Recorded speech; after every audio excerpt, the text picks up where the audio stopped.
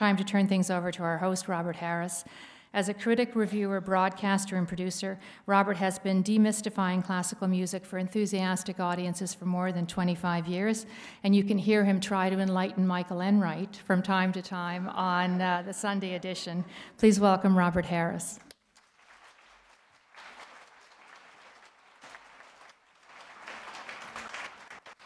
Thank you, Tina. With mixed success with Michael Enright, I think it's fair to say. So welcome to this evening here at this beautiful salon in the library. It's the music of hope, and with me are cellist Joseph Johnson, who's the principal cellist of the Toronto Symphony Orchestra and a tremendous addition to the orchestra, and documentary filmmaker and poet Anne Shin.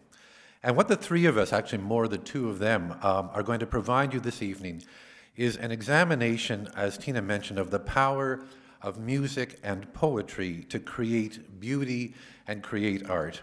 And through that beauty, to allow us to dare to hope. That's really the theme. Because, you know, there's so much ugliness and despair around us, and especially in times of extremes of war and extremes of deprivation. It's easy to feel at those times that life has turned its back to us, that everything is dark in the world. And then there's art. There's this ray of illumination that comes out of nowhere, it seems, a ray of hope. And as Tina mentioned, our evening is inspired by the one book that the Toronto Public Library has chosen for us all to read this month, which is Stephen Galloway's The Cellist of Sarajevo.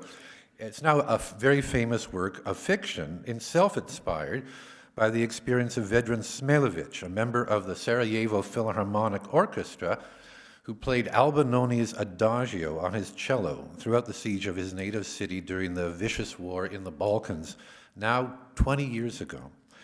So that act of courage inspired Stephen Galloway to create a scene in The Cellist of Sarajevo in which his musician plays the Adagio for 22 days running in a ruined Sarajevo marketplace to mark the death of each of 22 victims of a mortar attack. And along with music from Bach's unaccompanied suite for solo cello, which we'll hear throughout the evening, Joseph Johnson will be playing the Adagio for us as well, as he's been doing, and we'll talk about this before we're done, 7 times, one of several cellists who's been playing the Adagio throughout the city for the past several weeks, St. Lawrence Market, the CN Tower.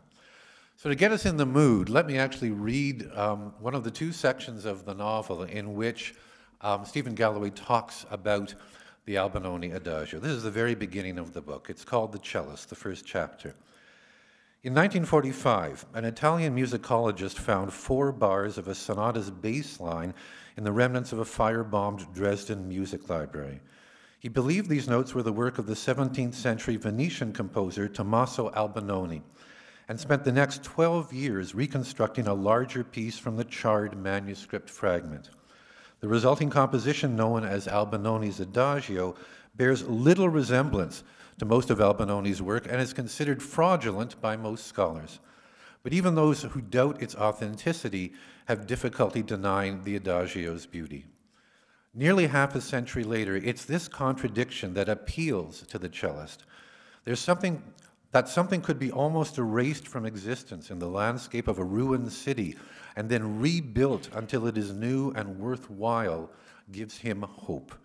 A hope that now is one of a limited number of things remaining for the besieged citizens of Sarajevo, and that for many dwindles each day. And so today, like every other day in recent memory, the cellist sits beside the window of his second-floor apartment and plays until he feels his hope return. He rarely plays the Adagio. Most days he's able to feel the music rejuvenate him as simply as if he were filling a car with gasoline. But some days this isn't the case. If, after several hours, this hope doesn't return, he will pause to gather himself, and then he and his cello will coax Albinoni's Adagio out of the fire-bombed husk of Dresden and into the mortar-packed, sniper-infested streets of Sarajevo. By the time the last notes fade, his hope will be restored. But each time he's forced to resort to the Adagio, it becomes harder, and he knows its effect is finite. There are only a certain number of Adagios left in him, and he will not recklessly spend this precious currency.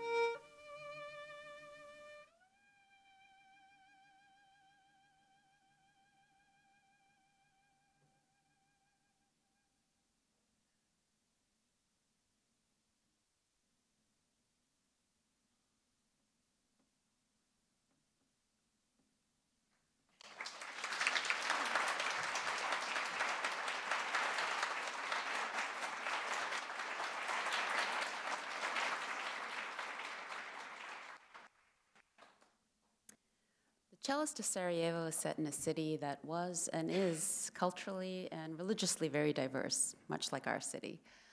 It was known as the Jerusalem of Europe because people of Orthodox, Catholic, Islamic, and Jewish faith coexisted there for centuries. But like Jerusalem, Sarajevo has seen its battles and had troubles. I'm going to read from a poet from that region, a Slovenian poet. His name is Tomaž Salomon, and this is the third poem in his Sunflower series. Don't be afraid of images of the world, child. Close your eyes. Don't be afraid of roads, the dead in trees. Don't be afraid of cries and valleys. Look, the water doesn't wither, the skin turns to coal. Don't be afraid of meadows, the ones who died of plague. Don't be afraid of the ones wrapped in color, irritated men. Mothers rot and come back. Angels sleep. Blackness waits for you, a white light. Don't be afraid of castles made of sand around the house, of the ones who protect against fire, of the ridges, of signs. You are eating blood off tin, salt off the mane of a horse. You belong to silence and animals, to pilgrims of the door. Don't be afraid of towers, of fires in the ranks. Don't be afraid of miracles, cheers. You swim in lavishness. Wings of starved tribes, shouts of dreams. The guardian angel watches over your night.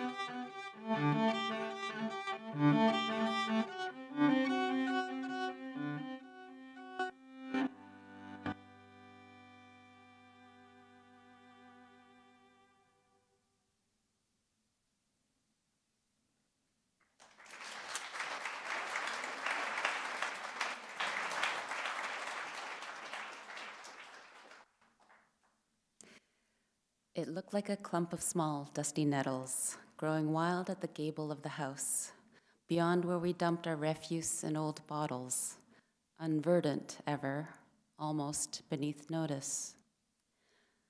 But to be fair, it also spelt promise and newness in the backyard of our life, as if something callow yet tenacious sauntered in green alleys and grew rife.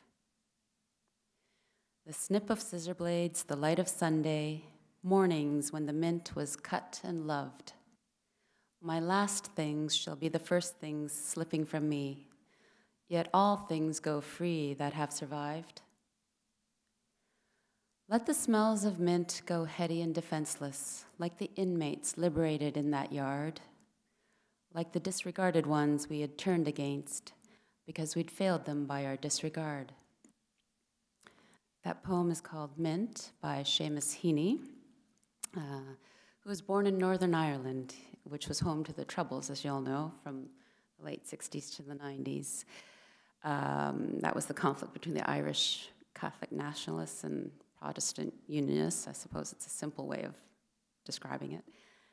Heaney was raised Catholic, and he started his career in the north, in Belfast, but he left to teach in the south in Dublin in the early 70s. So for most of the troubles, he was in the south. But he always emphasized that he was Irish and not British, and the politics sometimes comes up in his poetry. But I think we all know his poetry for its universal appeal. I'll read one more by Seamus Heaney called Casualty. He would drink by himself and raise a weathered thumb toward the high shelf, calling another rum and black currant without having to raise his voice, or order a quick stout by a lifting of the eyes and a discreet dumb show of pulling off the top. At closing time would go in waders and peaked cap into the showery dark, a dole-kept breadwinner, but a natural for work. I loved his whole manner, sure-footed but too sly, his deadpan sidling tact, his fisherman's quick eye, and turned observant back. Incomprehensible to him, my other life, sometimes on the high stool, too busy with his knife at a tobacco plug and not meeting my eye, in the pause after a slug, he mentioned poetry. We would be on our own and always politic and shy of condescension. I would somehow manage by trick to switch the talk to eels or lore of the house and cart or the provisionals. But my tentative art, his turned back watches too. He was blown to bits out drinking in a curfew, others obeyed. 3 nights after they shot dead the 13 men in Derry, Paras 13, the wall said, Bogside nil. That Wednesday, everyone held his breath and trembled.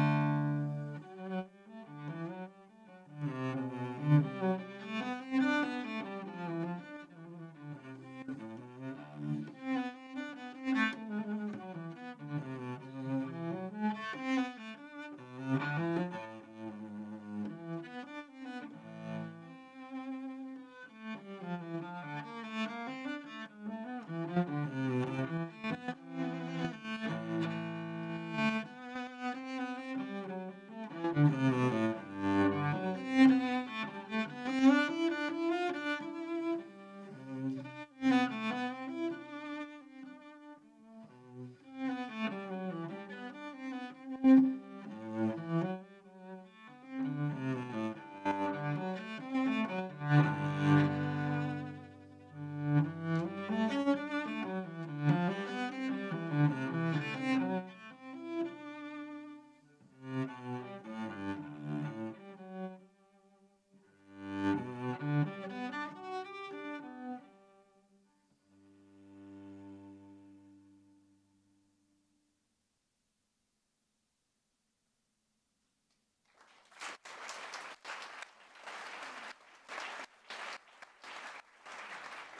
I think I'll just stay seated. That was the Allemande from the Bach first unaccompanied suite, right? G major, is that? There's 6 of them altogether, aren't there? 6 suites altogether, yes. It's really one of the most amazing, I mean, certainly for your instrument, but just for any, I mean, for Western music, it's unbelievable what he managed to do with just one instrument. One instrument that can't play very high. So it's pretty amazing. Yeah, and so in fact, all of the music that Joe will be playing tonight, except for the Albinoni, is in fact movements from this first suite. So Joe, let me ask you, because you've been playing that Albinoni around the city of Toronto. Where have you been playing it?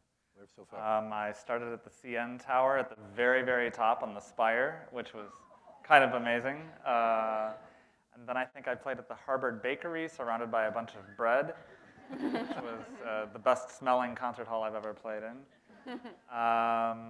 St. Lawrence Market I've played at, and I'm drawing a blank. It's okay, but quite a few other places. You just show up unannounced and take out your cello and start playing? Pretty much. I show up, there's always a group of people, so I know where I'm supposed to be, and I play.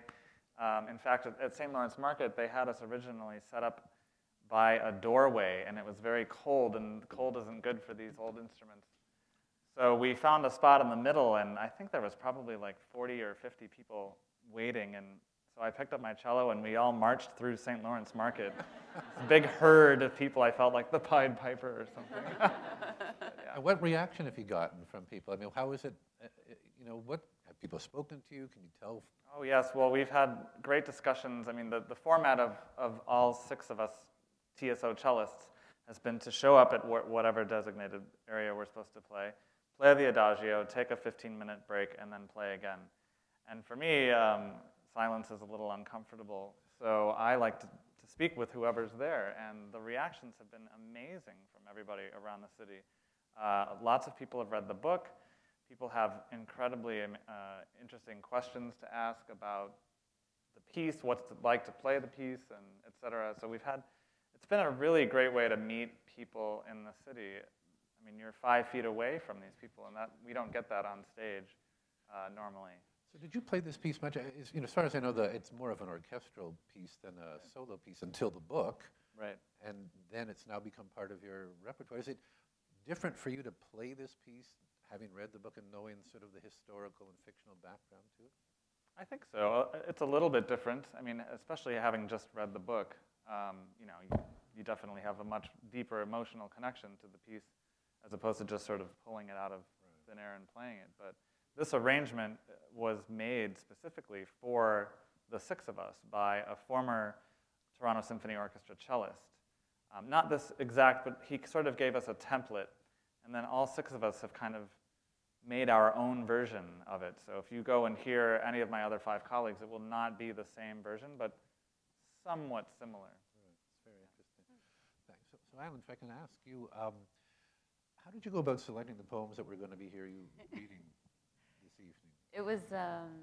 It was quite difficult. I wanted to be on theme, but I didn't want to be focused on war and read depressing poems. So I found myself going through lots of Canadian poets. We've got a great legacy, like Sir Wilfrid Laurier and Frank Pruitt and others. And it was, you know, and talking with you, you certainly helped me make the final selection. Yeah. So, you know, you're a poet as well as a filmmaker, and, you know, I've been thinking about this, how different art is, or conceivably is, from the audience's point of view and from the maker's point of view, or even the interpreter's point of view, because you know, when we listen to art, as I mentioned, you know, it provides us with hope. It provides us, we have a real reaction to it that it's because it's so new and unexpected in our lives.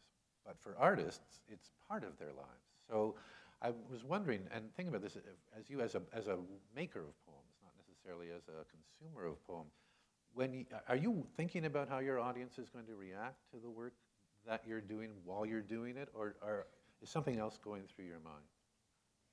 I think poetry, even more so than fiction, it's really, for me, it's about getting at a truth, something that's going on, that's inchoate, and I need to get to the heart of. And so it's about getting to the heart of something. Afterwards, when you're editing, you're trying to make sure it's got the right meter and everything. But even then, I'm not so sure if you're at all focused at the audience. You get there, but originally it's about the truth that you're trying to get at. It's interesting to me when I was thinking, you know, we talk about art providing us hope, and an awful lot of art is not hopeful at all, you know. And yet, oddly enough, it seems to me, and I don't know, I'd be interested in how you feel about this, that the very act of making art itself, just the fact that we're capable of doing that, provides hope in and of itself, right? Because, you know, of all of the things that people can do, you know, humans can create beauty. It's the one thing that, you know, it's an unusual thing that we can do compared to the many, many other things that we can do.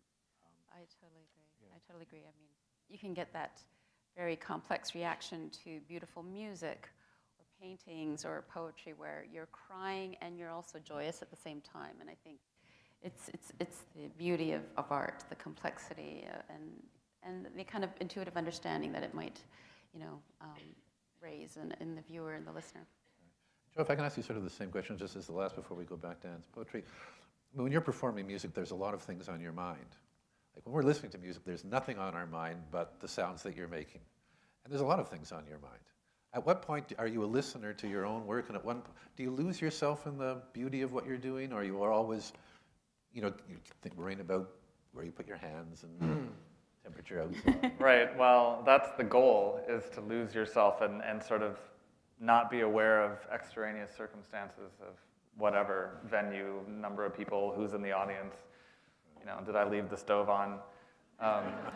And when you get to that point, then it's really amazing. And but it's never consistent.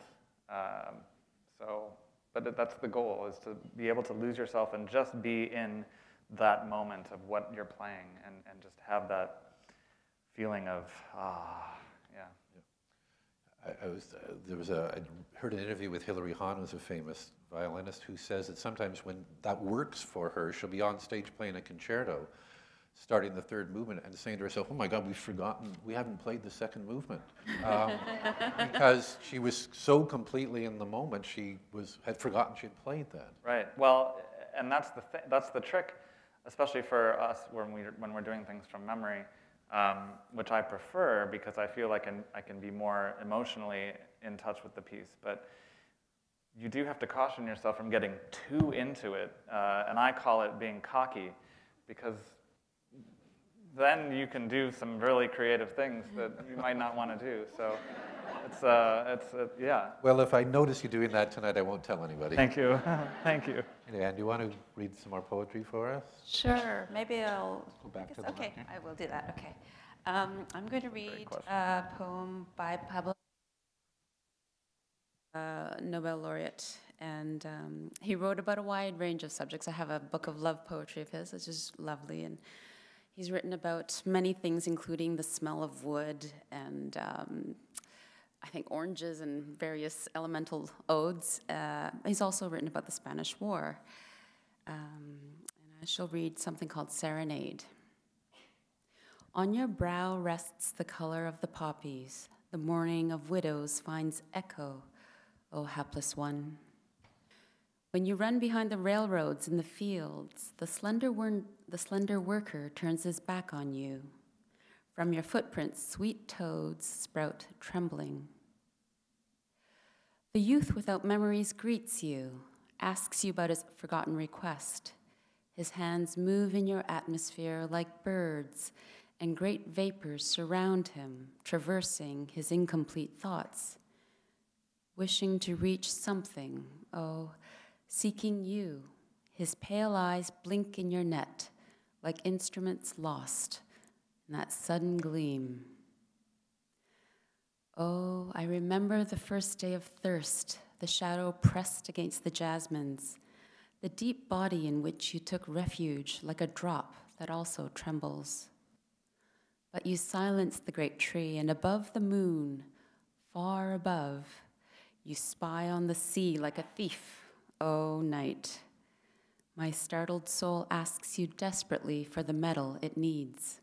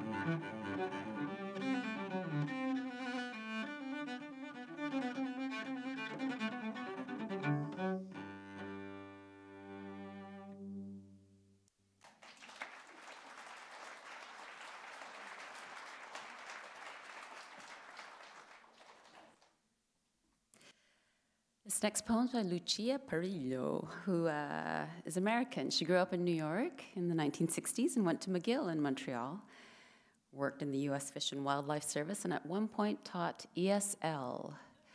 And this poem is called For I've Taught the Japanese. Whilst sitting with my fanny on the desk, which is not done in their country, someone who knew later said, and hectored them in words they didn't understand, though I spoke loudly and clipped each one off like Don Quixote, pruning dead blooms from a rose bush. And now that they've long since traveled back into the pebble gardens of their lives, I wonder if they remember any more of me than the pretzel shapes my lips squirm through, the ones that betrayed my disapproving their enthusiasm for the mall where they bought accessories silk-screened with obscure American cartoon characters like Ziggy. And see how I raise him now against them like a studded club. For didn't I envy their aptitude at old Masonic arts, like ballroom dance and bowling, my own wild gutter balls, bounding to them to the brink of a genuine sadness. They also fastened to my spinsterhood. No, really, I had to tell them, it's okay. I was such an idiot, I even tried to apologize more than once for Nagasaki. The reply held back until one night when they made floating lamps from paper bags and candles. And watching the orange smudges ride into the deep blue-black of the lake, at last I understood that I understood not one thing about Grace, whose anatomy is mostly silent.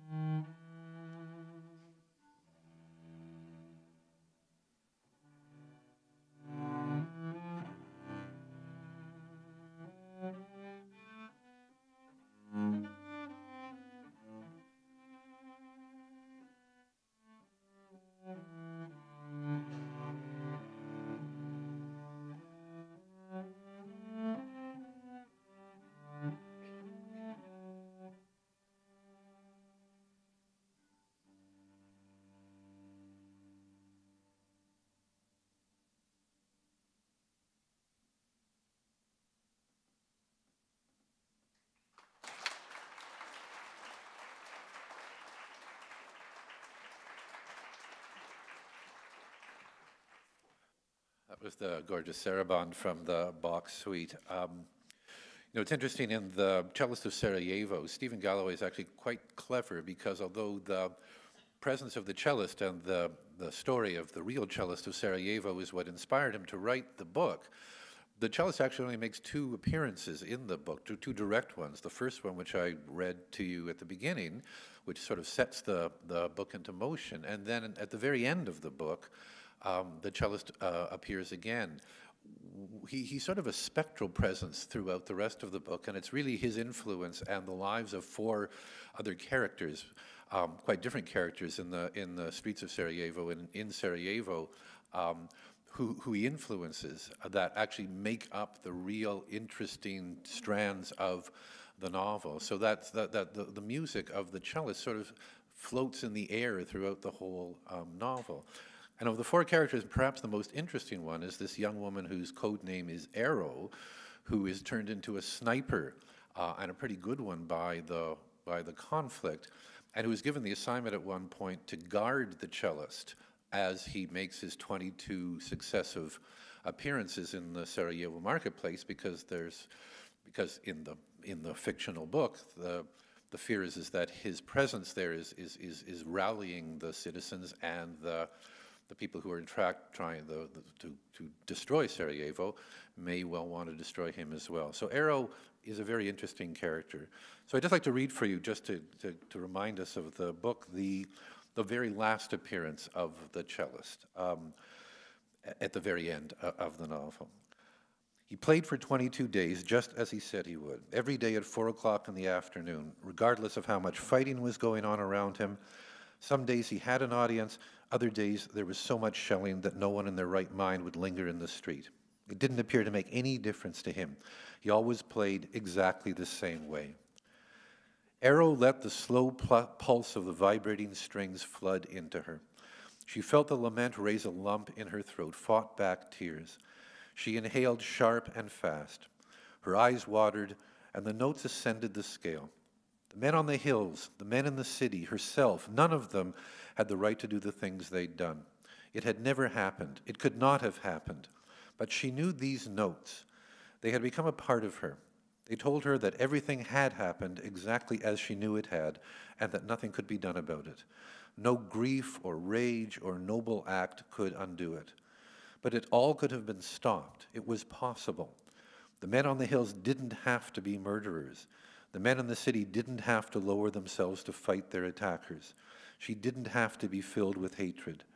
The music demanded that she remember this, that she know to a certainty that the world still held the capacity for goodness.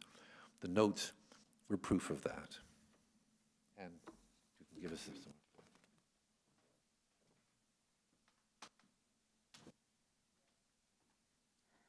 So following up, I wanted to read something about ruins, because one of the striking things about Sarajevo was just how people lived through the war. As in many cities, they're living in ruins, but their lives go on. Anne Michaels is a Toronto poet who I really love, and one of her early poems is called Phantom Limbs, and I'll read that poem. So much of the city is our bodies, places in us old light still slants through to, places that no longer exist but are full of feeling, like phantom limbs. Even the city carries ruins in its heart, longs to be touched in places only it remembers. Through the yellow hooves of the ginkgo, parchment light, in that apartment where I first touched your shoulders under your sweater, that October afternoon you left keys in the fridge, milk on the table. The yard, our moonlight hotel, where we slept summer's hottest nights on grass so cold it felt wet. Behind us, freight trains crossed the city, a steel banner, a noisy wall. Now the hollow dyad floats behind glass in office towers also haunted by our voices. Few buildings, few lives are so well built, even their ruins are beautiful. But we love the abandoned distillery, stone floors cracking under empty vats, wooden floors half rotted into dirt, stairs leading nowhere, High rooms run through with swords of dusty light, a place the rain still loved, its silver paint on rusted things that had stopped moving, it seemed, for us. Closed rooms open only to weather. Pungent with soot and molasses, scent stung, a place where everything too big to take apart had been left behind.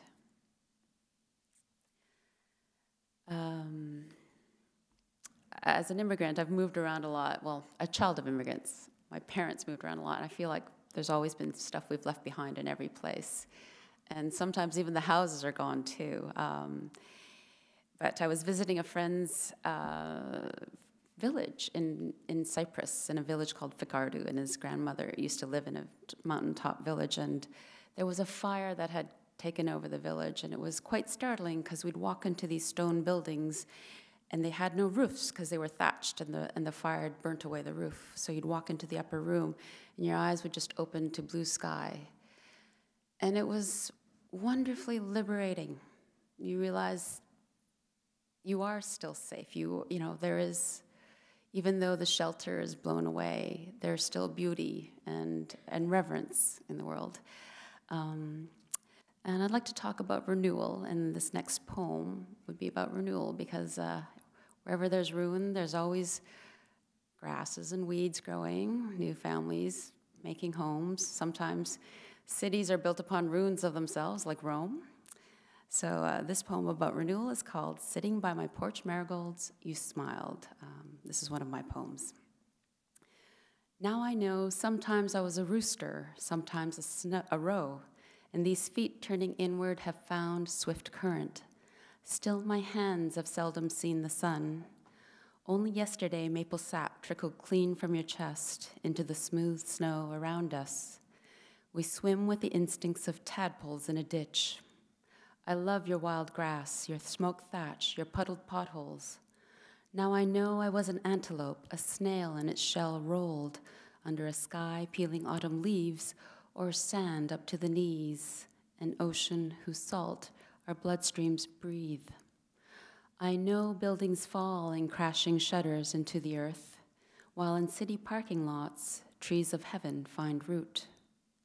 Now I know you were an eagle, a mole tunneling in cool soil, the first spear of aloe on the side of a desert road, thirst pulling a rusty nail from the hull of a docked boat, wood splinters and knots unloosen. Now I know you are the hand, I am the limb, you are blood, I am skin, in this world's uncoiling.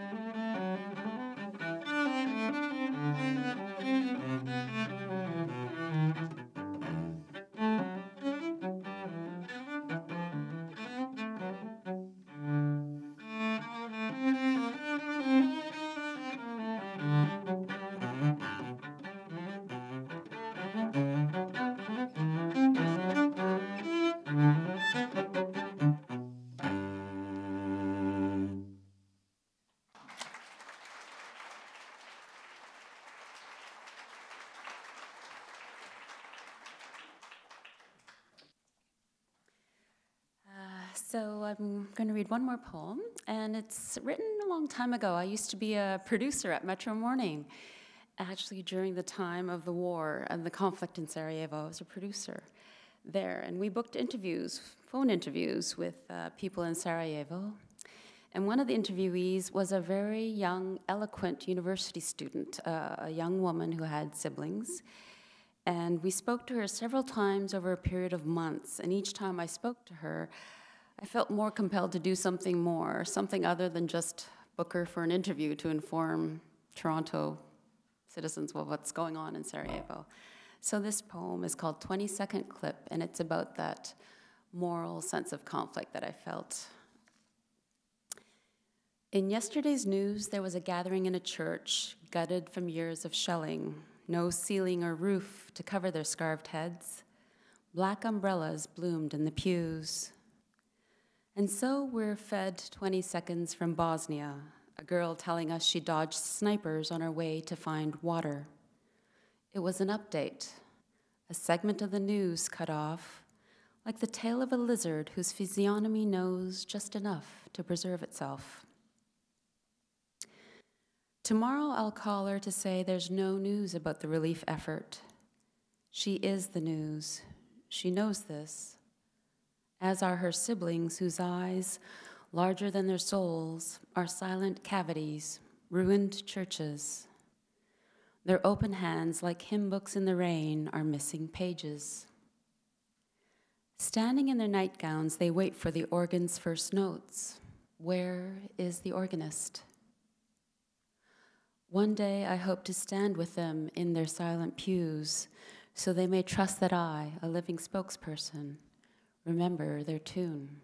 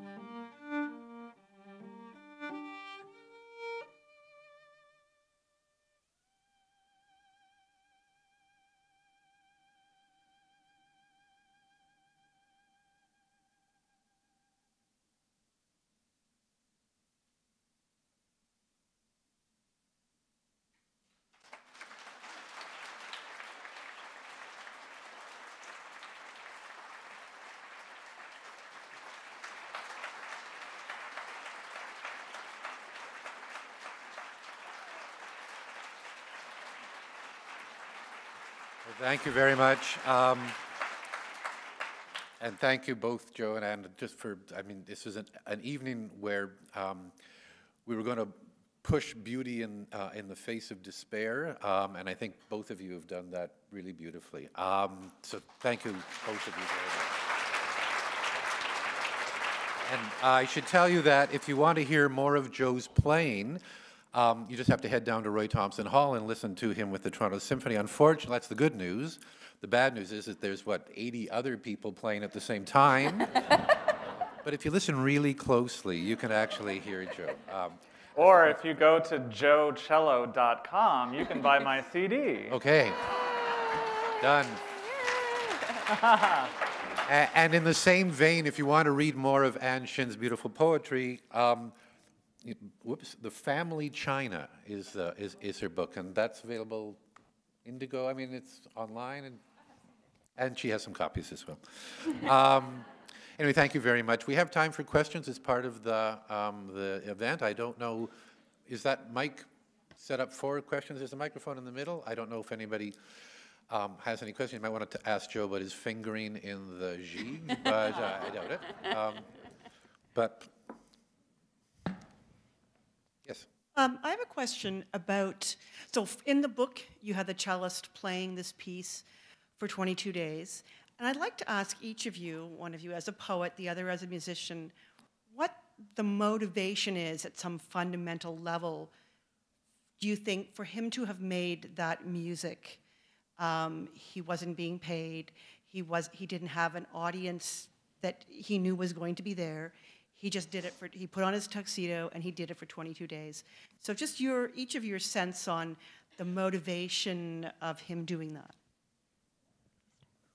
Well, for me, I mean, playing music is so emotional, and depending on the piece you're playing, it can convey a different emotion. I know, for example, throughout my life, when I've been somewhere where I don't want to be emotionally, I just turn to my cello, and I will play for 2 hours, and I don't care if nobody's listening to me. But for me, that's cathartic. I mean, I need that. Sometimes, if we're at the TSO, and we play some terrible pops concert with lots of loud singing and banging and everything like that, I'll sit on stage afterwards and play 3 minutes of Bach to bring me back to like where I really want to be musically. So I think that probably for him, that was all he had. He couldn't express himself in words or rage or anything, but playing the cello was how he was able to deal with it. At least that's what I would think. So. Yeah, I would agree. I would think so. But also choosing to play there in that dangerous place, I think is a profoundly humane and political statement. He's playing this beautiful piece, expressing his own anguish, and it's a beautiful, unique piece. And I think in that sense, he's saying, someone unique and beautiful died here. Take notice. You know, it's a brave and moving act. Any other questions? This little, okay. here is going to ask a question. So just speak right into the microphone, okay? I have a question for Joseph. Which age did he start taking, which age did he start practicing the cello? Just last year. No, I'm kidding. I started playing the piano when I was 5, and I started playing the cello when I was 8. Was it hard for you? I think it's always hard to start a new thing, but I was 8, so I was just kind of having fun, which was great. And I learned how hard it was as I got older. Yeah, but it's fun and it's hard, and it will always be fun and hard. So, good question, thank you.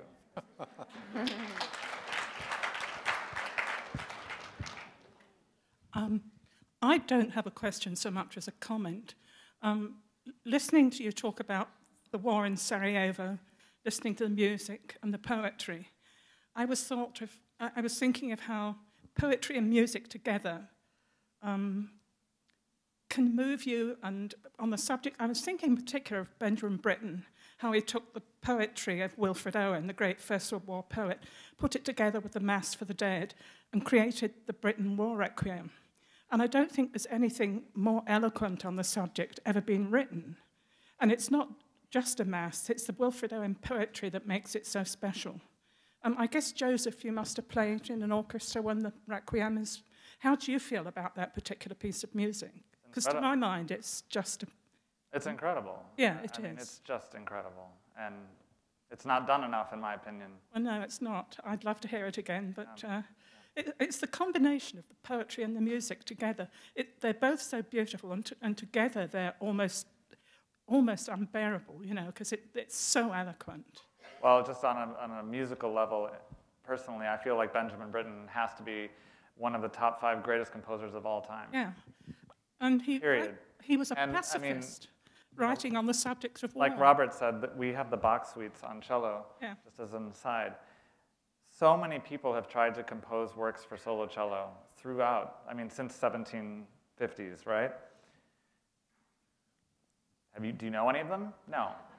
However, Benjamin Britten wrote 3 solo sonatas for the cello, and they are unbelievable.